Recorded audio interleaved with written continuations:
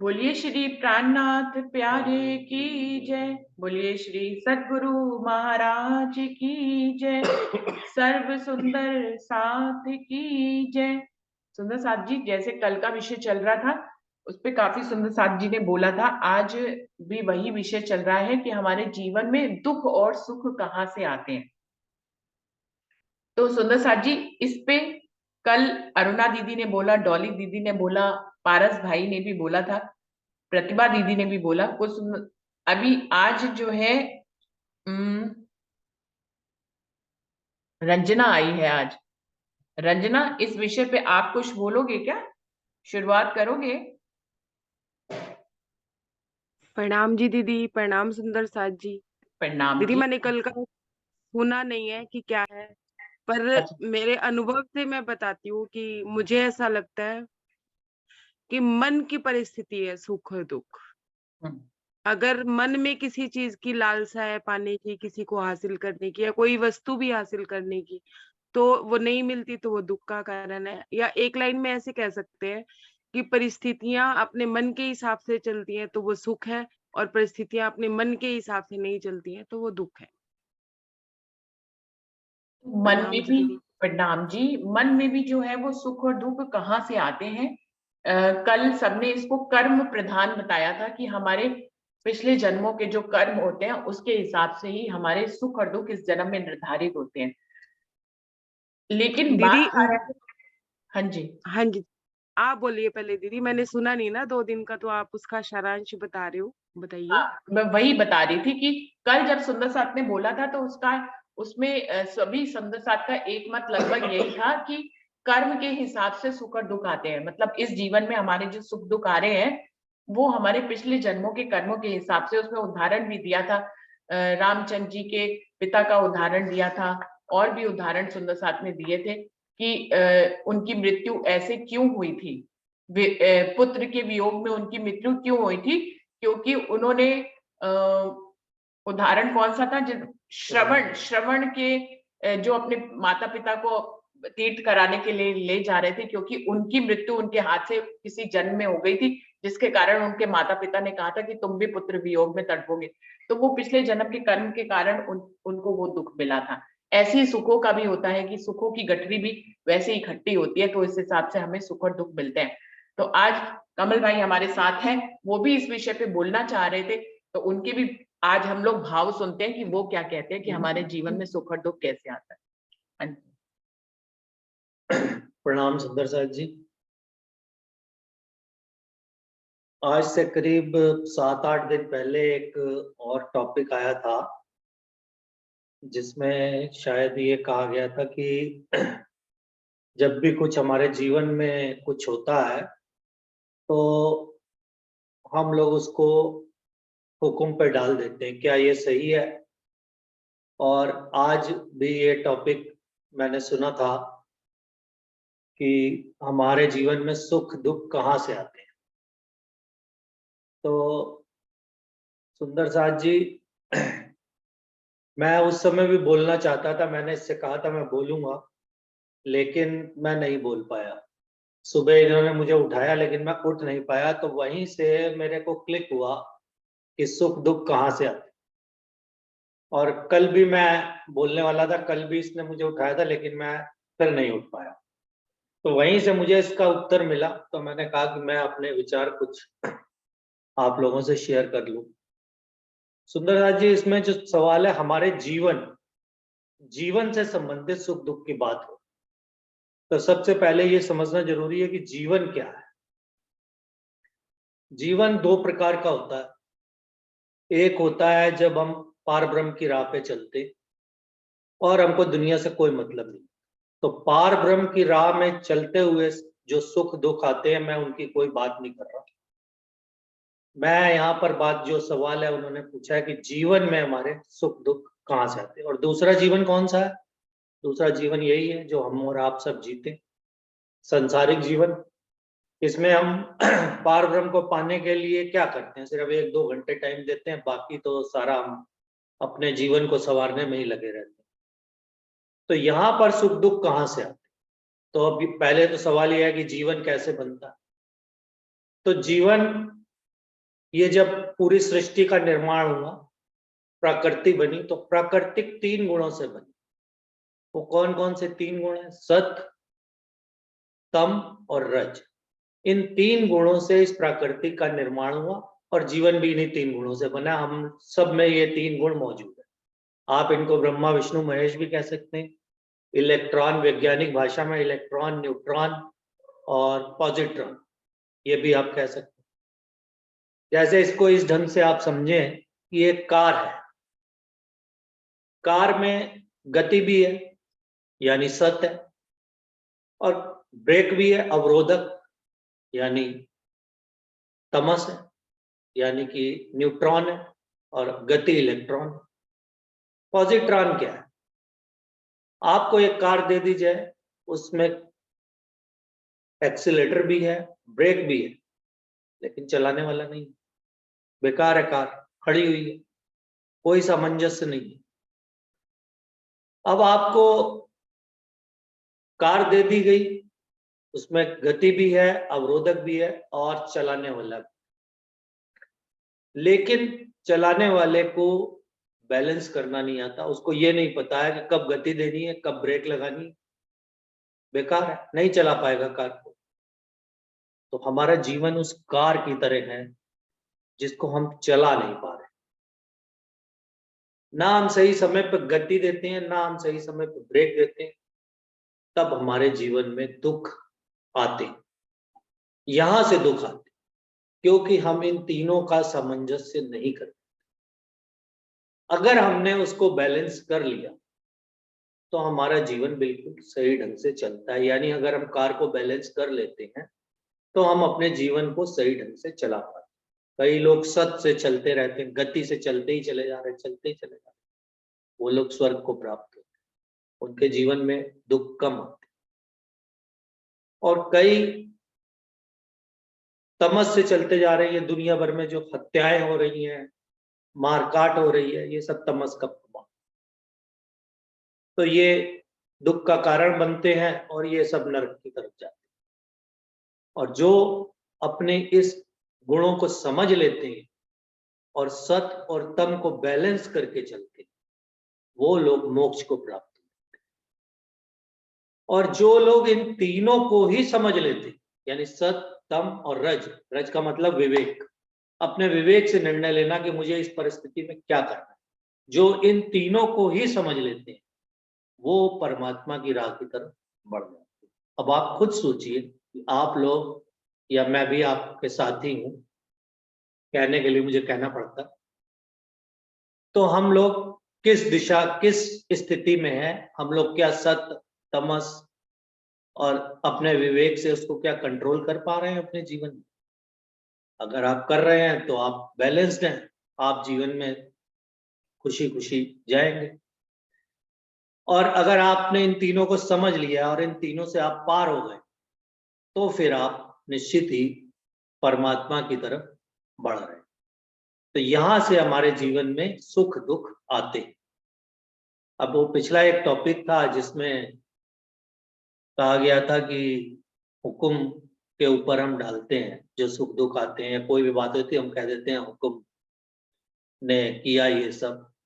सुंदर साथ जी, यहाँ पर आप चलते हैं, संसार में ग्रेविटेशनल फोर्स होती है, आपको पता है ग्रेविटी होती है। आपने पैर रखा जमीन पे, गलत ढंग से रखा, आप गिर गए। आपने कहा अरे हुक्म था, गिर गया। हुक्म नहीं था, आपने पैर को गलत ढंग से जमीन पे रखा तो आप गिरे। आपने ग्रेविटी के अगेंस्ट में काम किया, आप गिरे। आपने दोष किसको दिया? परमात्मा। आपने साथ करके नहीं चले। तो ये हुक्म सिर्फ यहाँ पर आपको सुख दुख देने के लिए नहीं है, हुक्म आया है आपको जगाने के, और वो जगाता कैसे है ये अलग विषय है। और दूसरा जो मैंने आपको बताया था कि जीवन एक परमात्मा की तरफ जाता है, तो वो व्यक्ति तो इन सब 3 चीजें जो मैंने बताई हैं, सत, तमस और रज, इनसे वो मुक्त हो जाता है, तब वो परमात्मा की राह पर चलता है। और ये जो हमारी वाणी है, ये इंद्रावती की पूरी कहानी है, कैसे उनके मुख से वाणी उतरी, और वो तो परमात्मा की राह पर चल रहे। उन्होंने पहला सवाल ही यही किया था देवचंद जी से कि आपको दिखता है और मुझे नहीं। तो उनका मकसद ही था पारब्रह्म को पाना।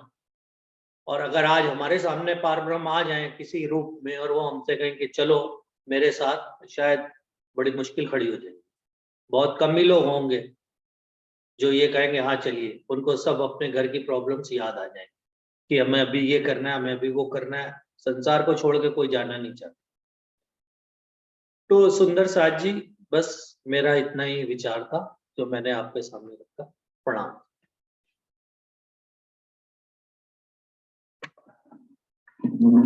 एक सुंदर सेकंड। साथ जी, प्रणाम जी। प्रणाम जी। प्रणाम जी। अनिता दीदी कुछ कहना एक चाह रहे क्वेश्चन हैं। कमल भाई जी कर दूं। एक क्वेश्चन, अभी ये ना तामस और तीनों गुण की बात बताई ना, है ना, बात तो बिल्कुल सही लगी, लेकिन एक बात ये भी उठ रही थी। एक बच्चे का जन्म हुआ, वो जन्म से देख नहीं पा रहा, कुछ बच्चे जन्म से बोल नहीं पा रहे जन्म होते ही, तो उनमें कहाँ से ये तीनों गुणों की बात तो नहीं आ सकती मेरे हिसाब से? आती है। वहां क्या है?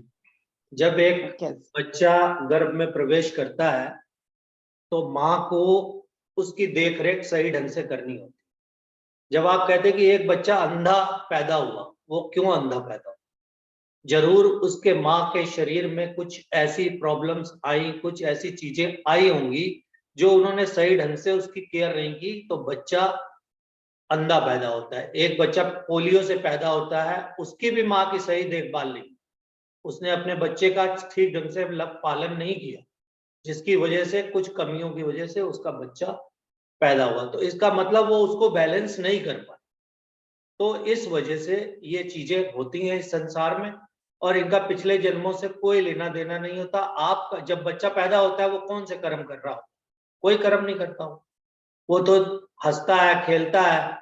उसके कर्म कब शुरू होते हैं? जब उसमें इन 3 गुणों का प्रवेश हो, जब वो 3 गुण समझने लगता है, तब फिर वो गुस्सा भी होता है। आप उसको डांटोगे, गुस्सा भी हो जाता है छोटा सा बच्चा, हंसने भी लगता है, खेलने भी लगता है। तो ये मेरा भाव था। बिल्कुल सही बात है, लेकिन बात बिल्कुल सही है, माँ की केयरलेस के कारण ये सब हो रहा है, बिल्कुल सही बात है।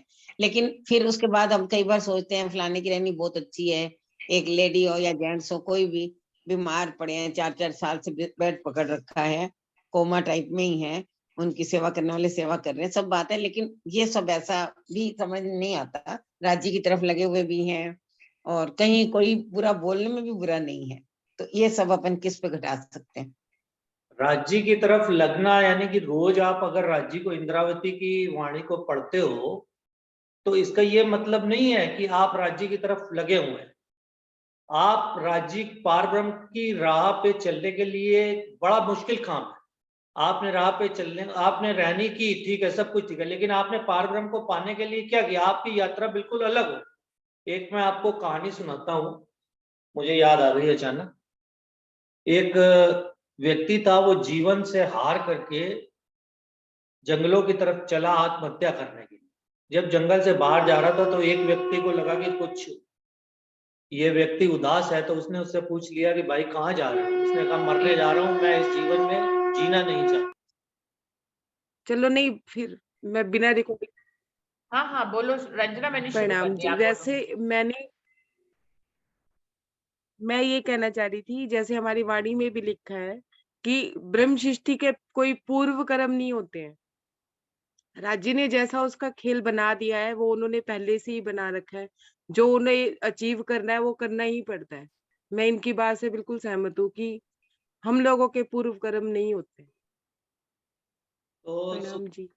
प्रणाम। तो सुंदर साथ जी, वो साधु, वो व्यक्ति, उसने उसको बताया कि यहाँ पर एक साधु का आश्रम है, मरना है तुमको तो ठीक है, लेकिन एक बार अगर तुम उनसे मिल लो तो हो सकता है तुम्हारे विचार बदल जाए। तो वो व्यक्ति सोचा उसने कि ठीक है, मरना तो है ही है, वो तो कोई बात नहीं, तो मैं एक बार उनसे मिल लेता हूँ। तो वह उस साधु के आश्रम की तरफ चल पड़ा, और थोड़ी दूर चलने पे उसने देखा वो आश्रम था, और एक बूढ़ा साधु आश्रम के बाहर झाड़ू लगा रहा। उसने जाकर के उससे पूछा कि यहाँ पर एक साधु रहते हैं? उसने कहा हाँ वो मैं ही हूँ, बताओ क्या काम है? उसने कहा मैं आश्रम में आया हूँ, मुझे, उसने अपनी बात बताई, मैं जीवन से हार चुका हूँ और मैं मरना चाहता हूँ। तो साधु ने कहा कि ठीक है, 1-2 दिन यहाँ रुको आश्रम में, फिर बात करते हैं। 1 दिन हो गया, 2 दिन हो गया, लेकिन उसने देखा वो बूढ़ा साधु शांति रहता है, कोई बात ही नहीं करता। तो बड़ा हैरान परेशान, उसको लगा कि मुझे यहाँ कुछ हासिल नहीं होगा, मुझे चलना चाहिए। तो वो जाने को तैयार हुआ तो बूढ़े साधु ने कहा कि आज शाम तक और रुक जाओ। तो वह रुक गया। अचानक उसको पता लगा कि एक कोई साधु की मंडली आई हुई है आश्रम में, और आज शाम को उनका प्रवचन चर्चा वगैरह है। तो उसने कहा चलो इन्हीं से कुछ सीखने को शायद मिल जाए। शाम को चर्चा हुई और उस साधु ने, जो बाहर से आया था, बहुत ही शानदार गीता की चर्चा की, रामायण की चर्चा की। सारे सुंदर साथ जितने बैठे हुए थे बहुत खुश हुए, बहुत उन्होंने अप्रिशिएट किया उसकी चर्चा को। लेकिन बूढ़ा साधु वो बिल्कुल शांत रहा, उसने कुछ भी नहीं। तो वह नौजवान साधु जिसने चर्चा की थी वो तो उनको जानता ही था। वो उनके पास आया और उन्होंने कहा महाराज क्या आपको मेरी चर्चा पसंद नहीं आई? और वो जो मरने जा रहा था वो भी बैठा हुआ था पास में ही, वो भी सुन रहा था। तो क्या आपको मेरी चर्चा पसंद नहीं? आपने मेरी प्रशंसा में कुछ भी नहीं कहा। तो उस बूढ़े साधु ने कहा कि आपने जो कुछ भी बताया, आपने रामायण के बारे में बताया, रामायण का पाठ किया और उसका अर्थ कर दिया। आपने गीता का पाठ किया और उसका अर्थ कर दिया। लेकिन आपने एक लफ्ज भी अपने बारे में नहीं बताया कि आपने राम को, कृष्ण को पाने के लिए कौन सी यात्रा की, क्या आपका अनुभव है। आपने अपने बारे में कुछ नहीं बताया। इसलिए मैंने इस चर्चा के बारे में कुछ नहीं कहा। ये तो कोई भी पढ़ के कर सकता है। तो सुंदर साथ जी, हम लोग भी इंद्रावती की यात्रा पे अपने विचार प्रकट करते, अपनी यात्रा पे नहीं करते। तो ये जो इंद्रावती की यात्रा पे हम बार बार विचार प्रकट करते हैं, इसी को हम अपनी रहनी समझते हैं। जो हमारे साथ सबसे बड़ी विडंबना हुई है, ये वाणी हमें मिली है और उसके बाद हमने फटाफट मान लिया कि हम तो परम धाम के, छोड़ो सब कुछ। हमारे अंदर ये सत्तम रज सब कुछ है, लेकिन वाणी मिल जाने के कारण हम उन सब चीजों को भूल गए। इसीलिए काफी सुंदर साथ ने यही कहा था इसके बारे में, ये सारे सुख दुख राज्य की तरफ से ही आते हैं, और या किसी ने कहा कर्मों से आते हैं। तो जब तक हमारी यात्रा पारब्रह्म को पाने के लिए शुरू नहीं होगी, तब तक हम इस संसार के सुख दुख और वो राज्य वाले सुख दुख, और राज्य के सुख दुख जो होते हैं वो ये वाले नहीं होते। इनसे तो कोई लेना ही देना नहीं होता। जब आप उस पथ पे चल रहे होते हो तो वो कुछ अलग ही होंगे, लेकिन जब आप चलना शुरू करोगे तभी उसका ज्ञान प्राप्त होगा। वो मैं भी नहीं दे सकता, क्योंकि मैं भी नहीं चल पा रहा। मैं तो वही इंद्रावती की बात बता पाऊंगा, वो तो आप लोग रोज करते ही, वो आपको पता ही। बस मैं इतना ही कहना। और शास्त्र पुराणों में जो भी लिखा है वो सब मतलब जैसे दृष्टा बानों पे पड़े रहे, कांटों की सेजिया पे पड़े रहे, तो उनको बताया जाता है ना पिछला कोई कर्म था। तो ये सारी बातें अपन जनरल टॉपिक कर रहे हैं, हाँ ब्रह्म जी सूत्र जी, की कोई बात नहीं कर रहे हैं। हाँ। तो जनरल टॉपिक में क्या आता है? देखिए, जैसे आपने कहा कि वो कांटों पे पड़े रहते हैं, आप भीष्म पितामह की बात ले लेते हैं। उन्हीं की बात कर रहे हैं। अच्छा, आप कि उन्हीं हाँ, की, उसी की बात। वो जो वाणों की सैया पे थे, तो अच्छा उन्होंने अच्छा, प्रश्न किया था कृष्ण से कि मुझे ऐसा अंत क्यों दिया जा रहा है। तो उन्होंने उनको याद दिलाया कि आपसे 10 जन्म पहले। देखिए उन्होंने जो भी कहा कृष्ण जी ने, वो उनको उस समय की परिस्थिति में कहा था। लेकिन मैं तो आज की परिस्थिति में आपको बताता हूँ, मैं जो देख पाता हूँ, भीष्म पितामह अपने जीवन को बैलेंस नहीं कर पाए थे। अगर आप खुद ही उनका जीवन देखें तो उनको क्या करना चाहिए था? जब द्रौपदी का चीरहरण हो रहा था, वो वहां बैठे हुए, वो चाहते तो एक पल में रोक सकते थे उसको। वो तो इतने शक्तिशाली थे, उनके आगे तो पूरी कौरव सेना बेकार थी। लेकिन उन्होंने ऐसा नहीं किया। उस समय उन्होंने अपने विवेक का प्रयोग नहीं किया, और उस समय वो सत का प्रयोग कर रहे थे। चुपचाप बैठे हुए थे, गति होने दे रहे थे, यानी चलने दे रहे थे उसको। इसको कहते हैं सत से चलना। उनको स्वर्ग की प्राप्ति हुई, आपको मालूम ही है। तो उन्होंने अपने जीवन को बैलेंस नहीं किया, इस वजह से उनको कांटों की शैया मिली और तीरों पे उनको बैठना पड़ा। उनका जीवन आपके सामने ही, आप खुद ही विवेक से सोच लीजिए क्या उन्होंने किया था। जब जब उनको जरूरत थी सही बात कहने की, उन्होंने नहीं।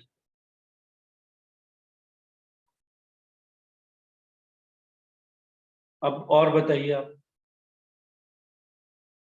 और सही है, बिल्कुल सही बात है। प्रणाम जी। प्रणाम जी। अपने विचार और कोई सुंदर साथ इस टॉपिक पे रखना चाहें तो बिल्कुल आ सकते हैं, या सुनने के बाद दोबारा कोई बात कौंधती है हमारे दिल में तो हम लोग कह सकते हैं कि कमल भाई जी ने जो विचार रखे हैं उससे कुछ। पारस भाई ने माइक खोला है। पारस भाई, आप कुछ कहना चाह रहे हैं? प्रणाम जी दीदी, प्रणाम जी। सभी सुंदर साथ जी के चरणों में मेरा प्रेम प्रणाम जी। तो मुझे लगता है कोई एक घटना घटने के लिए उसके पीछे सिर्फ एक कारक तत्व सिर्फ एक ही कारक तत्व होना जरूरी नहीं है, उसके पीछे 10 कारक तत्व भी हो सकते हैं, 100 भी हो सकते हैं। तो अभी और कल जो इस विषय पे चर्चा हुआ, तो मुझे लगता है इसमें सिर्फ एक ही कारक तत्व नहीं है। अलग-अलग सुंदर साथ ने अलग-अलग कारक तत्व दुख और सुख आने की विषय में बोला है। लेकिन सभी ने जो बोला है उनके पीछे अलग-अलग कारक तत्व है और मैं समझता हूँ कि सभी कारक तत्व इसमें अपनी भूमिका निर्वाह कर रहे हैं। सबसे पहले ये सृष्टि जो उत्पन्न हुई है, हवे पहला मोह जलनी कहूँ बात, तेता दुख रूपी दिन रात। ये सृष्टि ही दुख से उत्पत्ति हुई है। सबसे पहली बात, यहाँ दुख ही दुख है। अब आते हैं दूसरी कारक तत्वों के पीछे, जो मन के ही गतिविधि से दुख और सुख का अनुभव होता है। जो विचार कल डॉली दीदी ने रखा था, वो भी एक कारक तत्व है। मन के हारे हारिए, मन के हुए जीत। तो कहीं ऐसे स्थिति भी आता है कि किसी ने कुछ कहा नहीं, किसी ने कुछ बोला नहीं, ऐसे ही अपने मन ही मन में आग बिना जलत अंग में जलबल होत अंगार। अपने ही जेलसी, अपने ही ईर्ष्या, अपने ही क्रोध से वशीभूत होकर भी दुख लेते हैं। ये भी और कारक तत्व है। और जो मोह तत्व से काम, क्रोध, लोभ, मोह, अहंकार की उत्पत्ति होती है, तो ये सुख और दुख इस ब्रह्मांड में एक ही सिक्का का दो पहलू है। जिस तरह अहंकार ही सुख देता है, उसी तरह अहंकार ही दुख देता है। लेकिन जब अहंकार अपने अनुकूल होता है तो हमें सुख की अनुभूति होती है, और जब अहंकार अपने प्रतिकूल हो जाता है तो दुख की अनुभूति होती है। सब जानते हैं कि अहंकार रखना गलत है, क्रोध रखना गलत है, मोह रखना गलत है, फिर भी क्यों रख रहे हैं? क्योंकि यही दुख देते हैं, साथ साथ यही सुख देते हैं। जब हमारे अनुकूल हो जाते हैं तो यही तत्व हमें सुख की अनुभूति कराते हैं, जब ये प्रतिकूल बन जाते हैं तो यही दुख की अनुभूति कराते हैं। ये भी अपना एक कारक तत्व है। और दूसरा कारक तत्व, जो कर्म प्रदान विश्व कर राखा, जो जैसा कर्म करे वो ऐसा फल चाखा। ये भी एक कारक तत्व है। ये सृष्टि जो बनाई गई है, जो आदि नारायण के सभी मतलब जीव, सभी जीवों में विद्यमान है, उनकी ही शक्ति, उनकी ही अंश। तो उन्होंने इसको एक न्याय देने के लिए, एक सृष्टि की चलाने के लिए उन्होंने एक कर्म प्रणाली को इसमें रखा है। तो इसी कर्म प्रणाली के अनुसार सभी, अभी कोई एक बच्चा पैदा होता है, वो पैदा होते ही राजघर में पैदा होता है, और कोई ऐसे जगह पैदा होता है जिसमें मतलब दो वक्त की रोटी भी उसको नसीब नहीं होता, और चुनौती के बाद चुनौती आता ही रहता है, और इस तरह अनेक दुख वो पैदा होते ही अनुभव कर लेता है। और दूसरी तरफ वो बच्चा पैदा होते ही एक राजकुमार बनता है और सारी सुख वैभव को वो भोग लेता है। तो ये भी दूसरा कारक तत्व है कि करनी, अपनी करनी का हिसाब से जो कर्म प्रणाली जो आदि नारायण ने इस सृष्टि को चलाने के लिए रखा है, ये भी एक कारक तत्व है। तो मुझे नहीं लगता कि कोई एक कारक तत्व ही इसमें भूमिका निर्वाह करे। हर एक कारक तत्व इसके पीछे है और हर एक का भूमिका इसमें उतना ही महत्वपूर्ण है। तो यही मेरा भाव है। प्रणाम जी। सुंदर साथ जी जो इन्होंने पारस जी ने बताया वही मैंने ही बताया। सत, तम और रज, इसी से ये मोह, तत्व, गुण और विकार, ये सारे इन्हीं तीन चीजों से उत्पन्न होते हैं और वो मन में आते हैं। तो उसको आप मन कह लीजिए। तमस को आप मन भी कह सकते हैं, वो आपको क्रोध, अहंकार, ये सब चीजें देता है। हमारी, मेरी और उनकी बात में कोई वो नहीं है, मैंने भी वही बताया। और कोई सुंदर प्रणाम। साथ? हाँ जी, रंजना आप बताओ। प्रणाम जी दीदी। एक लाइन में बात वही है, मन की परिस्थिति ही सुख दुख है। अब दूसरी बात जो भैया ने कही, जो मुझे सबसे बेस्ट और सबसे अच्छी ये लगी, मैं कोई अपना मतलब जैसे अपना निर्णय थोप नहीं रही हूँ, मैं अपने अनुभव से बता रही हूँ। ये इंद्रावती जी की जीवनी है। मतलब इंद्रावती जी ने जिस तरह से राज्य को पाया, उन्होंने अपने अनुभवों को, मतलब यूं कहो कि उन्होंने नहीं, राज्य ने उनके हृदय में आके हमारे लिए रास्ता सुगम करने के लिए ये अपने अनुभवों को उन्होंने 18,000 चौपाइयों का रूप दिया। लेकिन हम लोग क्या कर रहे हैं, हम अपने अनुभवों से जो चीज पहले अनुभव हो रही है और उसकी गवाही वाणी में मिल रही है तो ठीक है। लेकिन हम लोग क्या कर रहे हैं कि वाणी से गवाही लेके अपने जीवन को वैसे चलाने की कोशिश कर रहे हैं जो कि चल ही नहीं पाता है, जो कि हो ही नहीं पाता है। मेरा भी यही कहना है। और इसी वजह से हर कोई अपने ये रजतम से मुक्त नहीं है। हर कोई अपने हिसाब से ही चौपाइयों को तोड़ मरोड़ देता है, अपने स्वार्थ के हिसाब से। ये यूं कह लो, अपने आप को, अपने मन में भी वो गलत भावना ये धारण कर लेता है कि मैं राज्य की तरफ ही चल रहा हूँ। मैं अपने भी अनुभव की बात बता रही हूँ कि मैं राज्य की तरफ चल रहा हूँ, रवानी में ऐसा लिखा है, मेरे साथ ऐसा हो रहा है। तो मैं, जैसे इंद्रावती जी ने नौकरी छोड़ दी थी, जैसे मेराज ठाकुर जी ने नौकरी छोड़ दी थी, उसके बाद उनके सतगुरु ने उनके अंदर बैठक कर ली और उसके बाद उन्होंने जागने का कार्य किया। तो कई लोग क्या करते हैं, नौकरियां छोड़ देते हैं, घर बार छोड़ देते हैं, अपने वो सोचते हैं हमारे अंदर बैठक हो गई, ये हो गया, लेकिन वो रहनी में नहीं उतर पाते, सिर्फ कहनी में ही रह जाते हैं। फिर उनको जो प्रॉब्लम्स आती हैं, प्रॉब्लम्स जो भैया भी कह रहे थे, वो प्रॉब्लम्स अलग होती है। क्या प्रॉब्लम? अपने रहने के लिए, खाने पीने के लिए, अपने लिए भी उन्हें कोई व्यवस्था करनी पड़ती है। वो अपनी भूख से, अपनी इंद्रियों के सुखों से ही नहीं उठ पाते।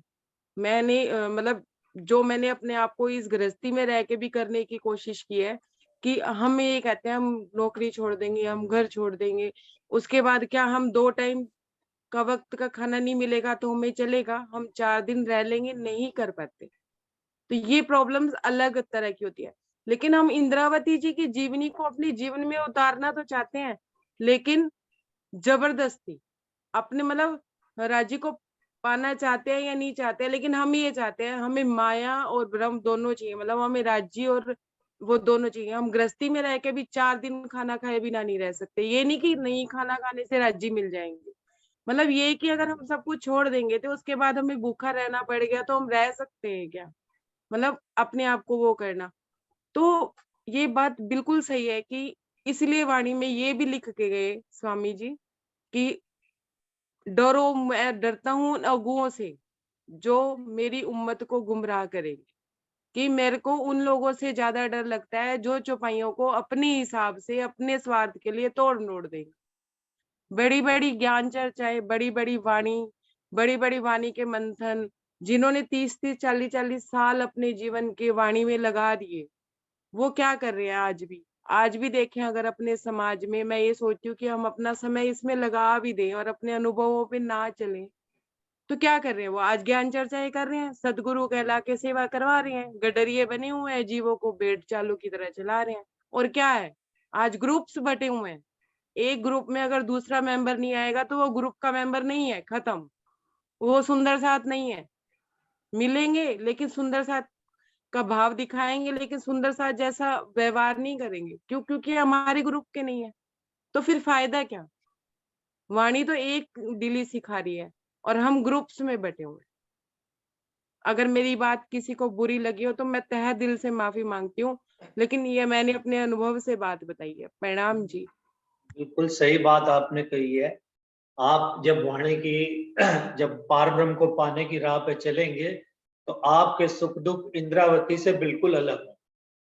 उनके रास्ते में धनी देवचंद जी जब घर छोड़ के गए थे तो रास्ते में उनको सिपाही मिला था, राज्य सिपाही के रूप में आए थे। आप सोचते हो आप चलेंगे तो क्या राज्य सिपाही के रूप में आ जाएंगे? नहीं आए। आपकी जब राह होगी वो बिल्कुल अलग होगी, आपके अनुभव बिल्कुल अलग होंगे इंद्रावती से। अगर आपने इंद्रावती के अनुभवों को लेने की कोशिश की तो आप नहीं कर पाओगे, राज्य की राह पे चल ही नहीं पाओगे। आपकी जो राह होगी वो मैं भी नहीं बता सकता, कोई नहीं बता सकता, वो आप ही बता पाओगे। और जो सुख दुख की बात चल रही थी, एक और कहानी मुझको याद आई है छोटी सी, वो मैं सुना के बात को खत्म करता हूँ। एक जैन फकीर था यूनान में, बहुत ही पहुंचा हुआ था, हर समय अपनी मस्ती में रहता था। उसके यहाँ काफी शिष्य आते थे, काफी लोग आते थे, कई लोग पूछते थे क्या आपने परमात्मा को देखा है, लेकिन वो चुप रहता था। लेकिन एक उसका बहुत बड़ा प्रिय शिष्य, उसने यही सवाल उनसे किया। उसने कहा कि महाराज, मैं आज आपसे पूछता हूँ, क्या आपने परमात्मा को देखा है, और ये जीवन में सुख दुख जो है क्या वो परमात्मा से आते हैं? तो उसने कहा मैंने तो आज तक किसी को नहीं बताया, लेकिन तू मेरा प्रिय शिष्य, मैं तुझे बताता हूँ। मैं परमात्मा से मिला था। तो जब मैंने ये कहानी पढ़ी थी, मैंने चंडीगढ़ में एक मैगजीन में ये कहानी पढ़ी थी, तो मेरी आंखों से आंसू निकल आए थे। शायद वो फकीर वाणी के बाद आया था या वाणी के पहले, ये मुझे नहीं पता। तो वो कहता है कि मैं परमात्मा के पास गया, जब मैं वहां पहुंचा तो मेरा अस्तित्व खत्म हो गया, वहां परमात्मा ही था, मैं था ही नहीं। लेकिन मैं तो गया था ना, परमात्मा तो मेरे मन की बात जानता था, तो उसने मुझको अपने से अलग किया और उसने मुझसे कहा, मैं कुछ बोला ही नहीं, मैं कुछ बोल ही नहीं पाया, और उसने मुझसे कहा, परमात्मा ने, अगर तू कुछ मुझसे मांगने आया तो मेरे पास सिर्फ एक चीज है देने के लिए। तो उसने पूछा क्या? उसने कहा वाहिदत, इसके सिवा मेरे पास कुछ नहीं। तो मैं उस कहानी को, वो कहानी सच्ची या झूठी है मैं नहीं जानता, लेकिन उस कहानी को पढ़ के मैं ये समझा कि ये व्यक्ति जरूर राजी महाराज से ही मिल गया, क्योंकि ये जो वाहिदत है ना, यही एक सबसे अनोखी चीज है हमारे धर्म की, जो किसी धर्म में सब कुछ होगा, लेकिन वाहिदत, एक दिली, वो किसी भी धर्म में नहीं। यही एक सबसे बड़ी जो चीज वाणी में मुझको आकर्षित करती है, यही है कि जब भी कोई चितौनी लगाता है, परमधाम पहुंचता है, वहां के घाट, वहां के सागर, वहां के पर्वत, इसका वर्णन नहीं कर सकते। वहां पहुंचने के बाद तो आप राज्यमय हो गए ना, राज्य के अंदर चले। अब जब वाहिदत हो गई तो फिर तो आपको सब पता ही लग गया ना। अब राज्य जब चाहे अपनी वाहिदत से आपको जुदा करके आपको कुछ बता सकते, जैसे उन्होंने अपनी वाहिदत से जुदा करके आपको इस संसार में भेजा। उन्होंने भेजा क्या, वो तो खुद ही है, कोई ब्रह्म सृष्टि थोड़ी है, वो तो खुद ही उनकी निगाह आई हुई, और वो यहाँ पर चूज करते हैं, आपकी रहनी को देखते हैं, आपके जीव को देखते हैं, क्या आपका जीव इन 3 गुणों से उभर पाएगा, तो वो आपको चूज करते हैं और अपनी राह पे चलाते हैं। अगर आपका जीव इतना बलशाली है जो इन 3 गुणों से निकल जाए, तो राज्य उस जीव को चूज कर लेते हैं। जैसे महराज ठाकुर के जीव को चूज किया, धनी देवचंद जी के जीव को चूज किया, और हम छत्रसाल जी के और बहुत जीवों को चूज कर रहे हैं, यहाँ भी कर रहे होंगे, हम लोगों को पता नहीं है उन जीवों के बारे में। वो ब्रह्म सृष्टियां बन जाती, कोई ब्रह्म सृष्टि ऊपर से ऐसे साक्षात करके नहीं आई, वो राज्य ही है, बस उनकी निगाह जिस पे पड़ गई, उन्होंने देखा ये जीव मेरे काम कर सकता है, उन्होंने अपने काम किए और काम खत्म।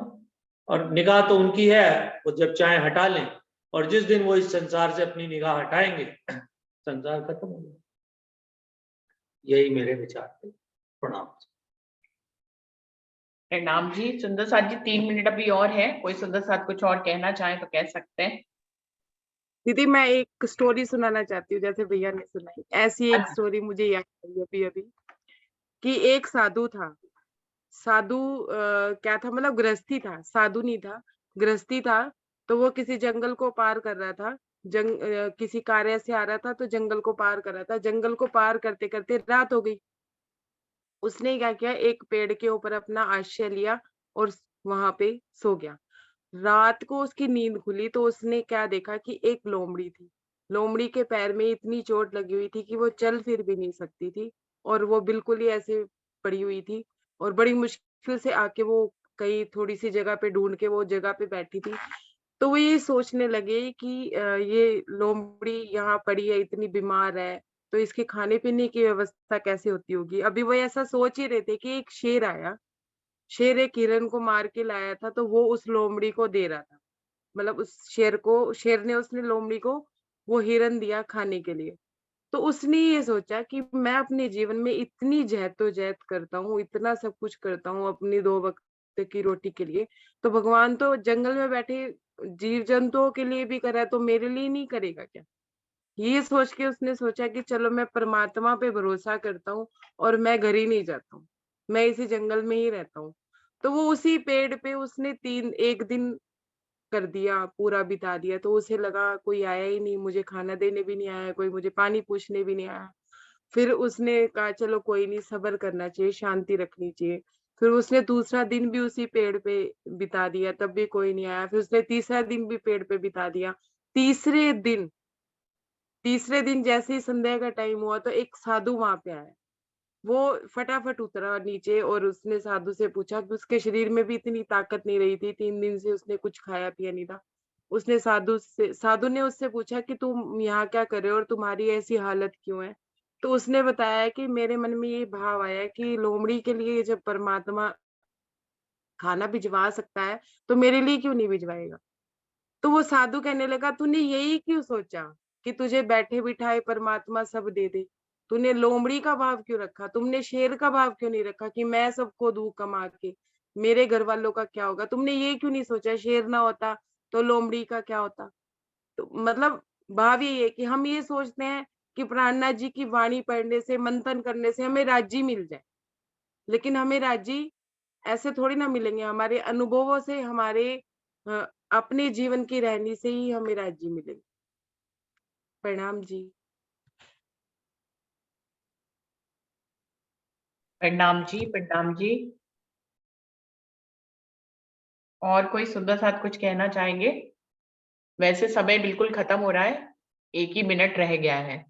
तो मुझे लगता है कि विषय पे हम लोग ने काफ़ी बात कर लिया। कल जो है नए विषय के साथ हम लोग खिलवत ही करेंगे। अब इंदु दीदी थोड़ा बिज़ी हैं और कल और परसों भी खिलवत ही चलेगी। तो सुंदर साथ जी प्लीज़ 2 टॉपिक आधे मिनट का आप कुछ बोल दीजिए, जो भी आप बोलना चाहो, निर्णय करके कि क्या अभी है? इतना सब कुछ मुझे जो समझ में आया है, वो कमल भाई जी का कहने का मतलब ये था कि सतरज तम से दुनिया बनी है, तो जिसके अंदर सात्विक गुण ज़्यादा होते हैं या जिसके अंदर तम का गुण ज़्यादा होता है, उसी हिसाब से दुख-सुख आते हैं। अगर हम तामसी ज़्यादा है तो दुख ज़्यादा आएँगे, अगर हम सात्विक हैं तो सुख ज़्यादा आएँगे और अगर हमारे अंदर राजस गुण ज़्यादा है